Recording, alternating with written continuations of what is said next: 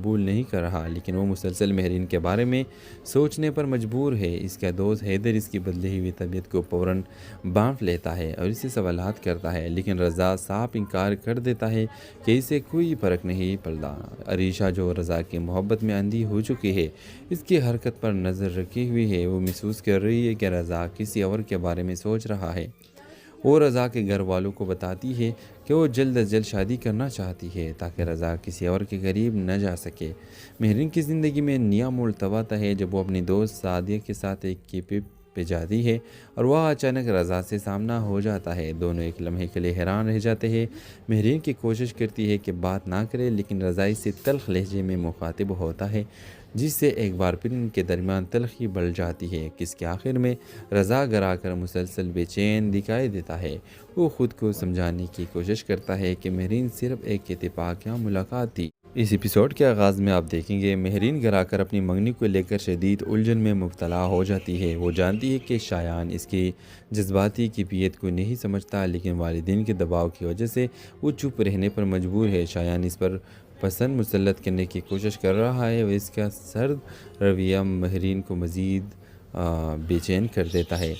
اور دوسری طرف رضا بھی پہلی ملاقات کے بارے میں سوچ رہا ہے، حالانکہ وہ اپنے جذبات کو قبول نہیں کر رہا، لیکن وہ مسلسل مہرین کے بارے میں سوچنے پر مجبور ہے۔ اس کا دوست حیدر اس کی بدلی ہوئی طبیعت کو فوراً بانٹ لیتا ہے اور اسے سوالات کرتا ہے، لیکن رضا صاف انکار کر دیتا ہے کہ اسے کوئی فرق نہیں پڑتا۔ عریشہ جو رضا کی محبت میں اندھی ہو چکی ہے، اس کی حرکت پر نظر رکھی ہوئی ہے، وہ محسوس کر رہی ہے کہ رضا کسی اور کے بارے میں سوچ رہا ہے۔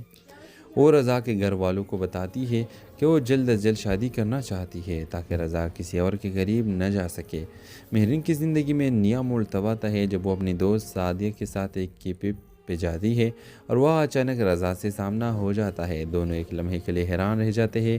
مہرین کی کوشش کرتی ہے کہ بات نہ کرے، لیکن رضا اس سے تلخ لہجے میں مخاطب ہوتا ہے، جس سے ایک بار پھر ان کے درمیان تلخی بڑھ جاتی ہے۔ کس کے آخر میں رضا گھر آ کر مسلسل بے چین دکھائی دیتا ہے۔ وہ خود کو سمجھانے کی کوشش کرتا ہے کہ مہرین صرف ایک اتفاقیہ ملاقات تھی، لیکن دل میں پیدا ہونے والی جذبات کو روک نہیں پاتا۔ دوسری طرف مہرین بھی الجھن کا شکار ہے کہ آخر کیوں رضا کی باتیں اسے متاثر کر رہی ہے۔ اس ایپیسوڈ کے آغاز میں آپ دیکھیں گے مہرین گھر آ کر اپنی منگنی کو لے کر شدید الجھن میں مبتلا ہو جاتی ہے۔ وہ جانتی ہے کہ شایان اس کی جذباتی کیفیت کو نہیں سمجھتا، لیکن والدین کے دباؤ کی وجہ سے وہ چپ رہنے پر مجبور ہے۔ شایان اس پر پسند مسلط کرنے کی کوشش کر رہا ہے اور اس کا سرد رویہ مہرین کو مزید بے چین کر دیتا ہے۔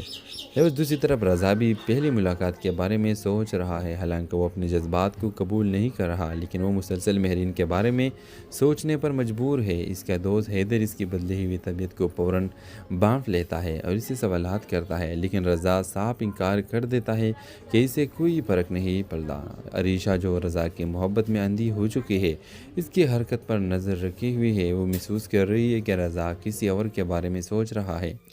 وہ رضا کے گھر والوں کو بتاتی ہے